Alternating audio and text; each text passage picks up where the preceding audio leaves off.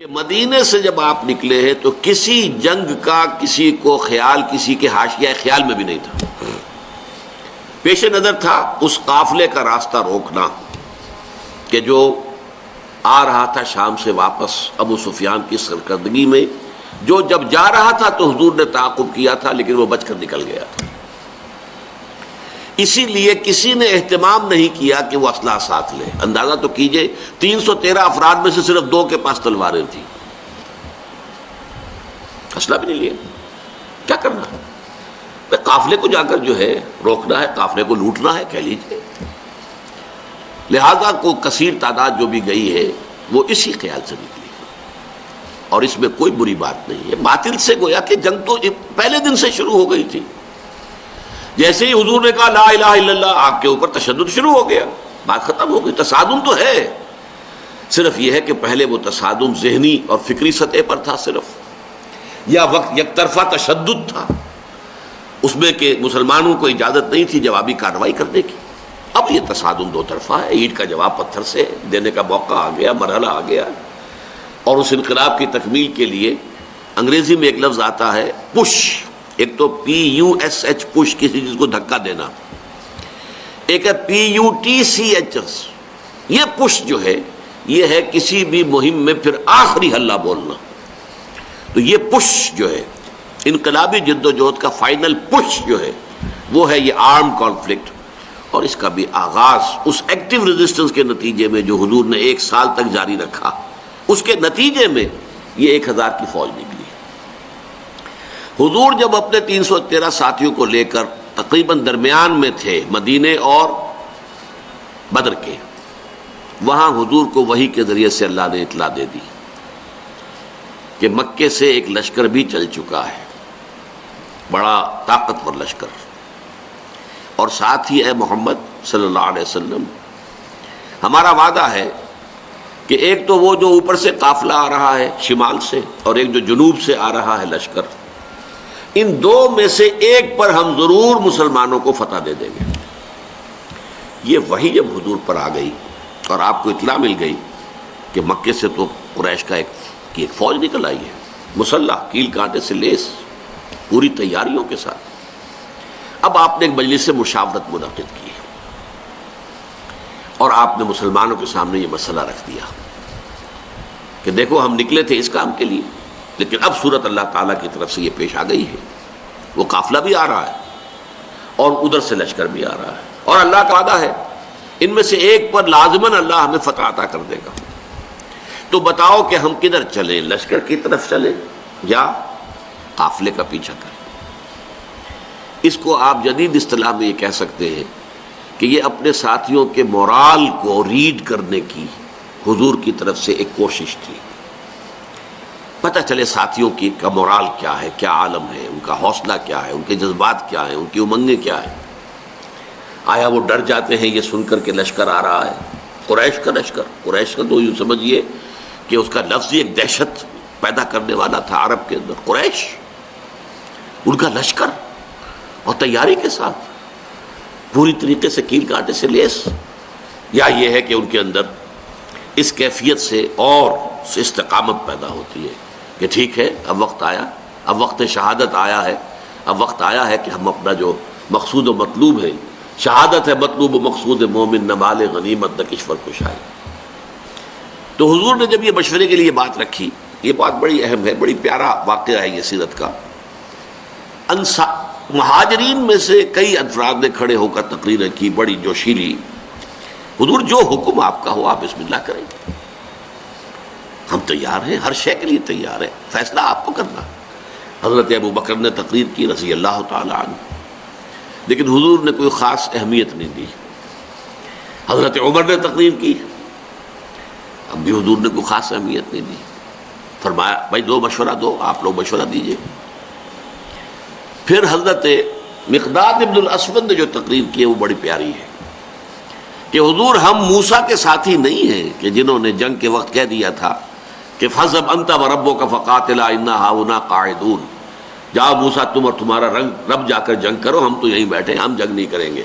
ہم موسیٰ کے ساتھی نہیں ہیں، ہم محمد کے صحابی ہیں صلی اللہ علیہ وسلم. خدا کی قسم آپ بسم اللہ کریں، جو بھی قدم آپ اٹھائیں گے انشاءاللہ اللہ تعالی ہمارے ذریعے سے آپ کو آنکھوں کی ٹھنڈک عطا کرے گا۔ حضور ان کی بات کو بھی کوئی خاص اہمیت نہیں دے رہے، پھر فرما رہے اشیرونی، مجھے مشورہ دو بھائی۔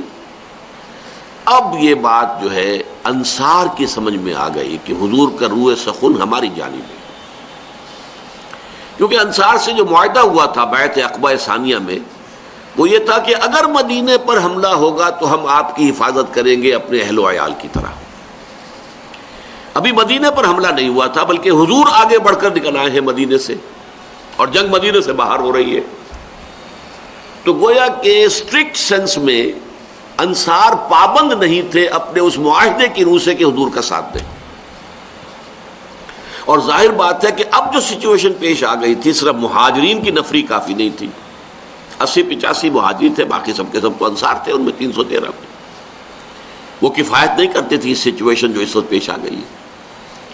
لہذا حضور بار بار کہے ہیں تو سمجھ گئے۔ حضرت سعد بن عبادہ کھڑے ہوئے رضی اللہ تعالی عنہ، اور بڑی پیاری تقریر ہے ان کی یہ، کأنک تعنینا یا رسول اللہ، اے اللہ کے رسول شاید آپ کا روح سخن ہماری جانب ہے، فإنا آمنا بک وصدقناک، تو ہم تو آپ پر ایمان لا چکے ہیں۔ وہ بیعت عقبہ والی بات کو آپ بھول جائیے، جب اب ایمان لے آئے، اپنے آپ کو اللہ کا رسول اور نبی مانا ہے، تو ہمارے لیے آپشن کون سا ہے؟ We don't have any option. خدا کی قسم اگر آپ اپنی سواری سمندر میں ڈال دیں گے، ہم سب کے سب آپ کے پیچھے سمندر میں اتر جائیں گے، اور خدا کی قسم اگر آپ ہمیں حکم دیں گے تو برق الغماد تک پہنچ جائیں گے، یمن کا ایک شہر، اور اپنی جو سواریاں ہیں یہ اونٹ اور اونٹنیاں، انہیں اس طویل سفر کی وجہ سے لاغر کر دیں گے، لیکن آپ جہاں حکم دیں گے آپ بسم اللہ کیجئے۔ اس پر آتا ہے کہ حضور کا چہرہ کھل اٹھا، خوشی کے اور بشاشت کے آثار، کہ یہ جو جماعت میں نے تیار کی ہے اتنی محنت سے، دعوت اور تربیت اور تنظیم کے مراحل جو میں گزار کے لایا ہوں، یہ جماعت اب تیار ہے فی الواقع اس آخری مرحلے میں داخل ہونے کے لیے، اب ہم پوری طریقے سے فٹ ہیں۔ اس پر آپ کے چہرے پر بشاشت آئی۔ اس کے بعد آپ نے کہا تو چلو پھر بدر کی طرف۔ اب یہ میں آپ سے عرض کر چکا ہوں کہ وہ قافلہ تو بدر کی وادی میں داخل ہی نہیں ہوا، ابو سفیان اس کو لے کر پہاڑی سلسلے کے ادھر مغرب کی طرف سے ہوتے ہوئے ساحل سمندر کے ساتھ ساتھ لمبا سفر کر کے بچ کے نکل گئے۔ اور یہ جب جو لشکر آ گیا قریش کا، اور جب پڑاؤ ہے، صرف میں اس کے بھی 2 واقعات آپ کو سنا دوں کہ جب پڑاؤ پڑا ہوا ہے تو وہاں اطلاع پہنچ گئی کہ قافلہ تو بچ کر نکل گیا۔ ابو سفیان کا پیغام آ گیا کہ میں قافلے کو بحفاظت لے کر مکے پہنچ گیا ہوں۔ اب یہاں سوال پیدا ہوا، پھر وہی ہاکس اینڈ ڈوز کا معاملہ۔ ڈوز نے یہ سوچا کہ اب خوریزی کاہے کے لیے، ہم تو نکلے تھے اپنے قافلے کی حفاظت کے لیے، قافلہ تو پہنچ گیا۔ لیکن جو ہاکس تھے ان کو تو سمجھ میں یہ آیا کہ یہ تو ہمیں موقع مل گیا، گاڈ گیون اپارچونٹی۔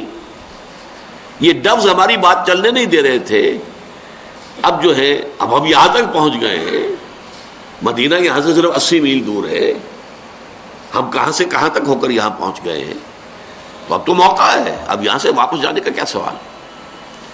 حضرت حکیم بن حزام رضی اللہ تعالی عنہ اس وقت تک ابھی ایمان نہیں لائے تھے، وہ گئے عتبہ کے پاس کہ عتبہ دیکھیے ہمارا جو وہ قافلہ تھا وہ تو بچ کے جا چکا ہے، اب یہ خامخواہ کی خوریزی اور جنگ کاہے کے لیے؟ آپ کی حیثیت یہ ہے قریش کے ہاں کہ اگر آپ اس کو روکنا چاہیں تو جنگ اب بھی رک سکتی ہے۔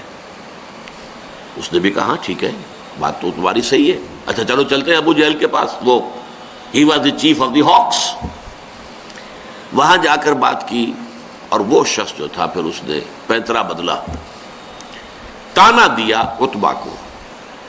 عتبہ کے بیٹے تھے حضرت حذیفہ رضی اللہ تعالی عنہ، جو ایمان لا چکے تھے، حضور کے ساتھ تھے۔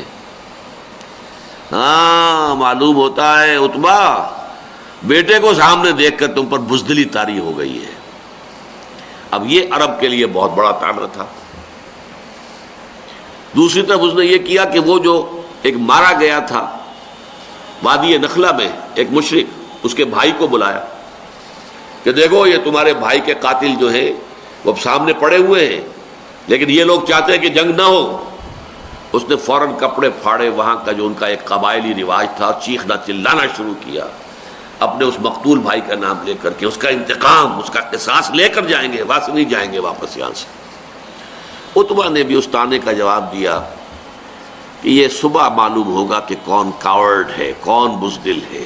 ظاہر بات ہے کہ عتبہ کو یہ بات کھا گئی، وہ چونکہ نسبتاً شریف النفس لوگوں میں سے تھا، یعنی عمر کے اعتبار سے بھی بزرگ، ویسے بھی تباہ ہے ہر ایک کی، جیسے کہ وہ شعر ہے کہ نہ ہر زن زنستو نہ ہر مرد مرد خدا پنج انگوش یکساں نہ کر، نہ اہل ایمان میں سے سب ایک درجے کے تھے، برابر کے تھے، نہ کفار میں سب ایک درجے کے تھے۔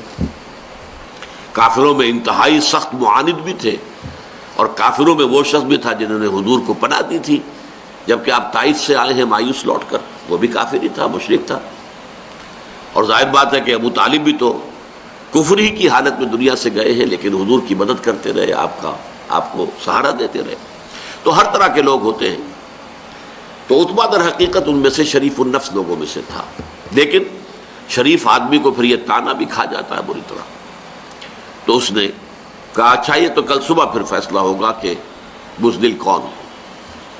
نتیجہ یہ ہوا ہے کہ پھر اگلے دن سب سے پہلے عتبہ میدان میں آیا۔ یہ اس تانے کا نتیجہ، اپنے بھائی شیبہ بن ربیعہ کو بھی ساتھ لیا، اپنے بیٹے ولید بن عتبہ، حضرت حذیفہ کا چھوٹا بھائی۔ اب بڑا بھائی حضور کے ساتھ ہے، چھوٹا بھائی یہاں مقابلے میں آیا۔ یہ نکلے جیسے کہ پرانے زمانے میں رواج تھا، مبارزت، چیلنج کیا، آئے کوئی ہمارے مقابلے میں۔ ادھر سے 3 انصاری صحابی نکلے، انہوں نے پوچھا کون ہے آپ لوگ، ڈسکلوز یور آئیڈینٹی۔ انہوں نے بتایا ہم انصار میں سے ہیں۔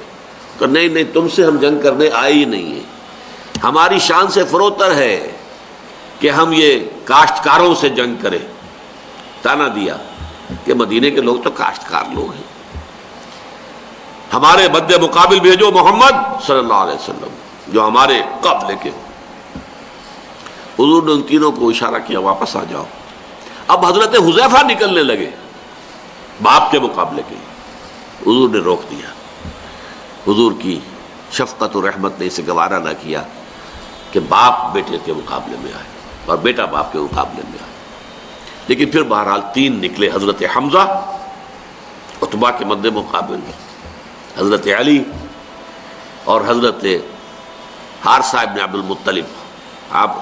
یہ بن مطلب، عبد المطلب نہیں، یہ 3 قرشی نکلے۔ ہاں انہوں نے جب بتایا کہ ہاں ٹھیک ہے اب ہمارے مقابلہ جو ہے برابر کی چوٹ کا ہے۔ بہرحال نتیجہ کیا نکلا کہ تینوں کو واصل جہنم کیا، اگرچہ حضرت حارثہ جو تھے وہ بھی زخمی ہو گئے، تلوار کا وار ان کی ٹانگ پر پڑا، ٹانگ کٹ گئی تو گر گئے، لیکن پھر جس سے مقابلہ ہو رہا تھا حضرت علی نے اس کو بھی واصل جہنم کیا۔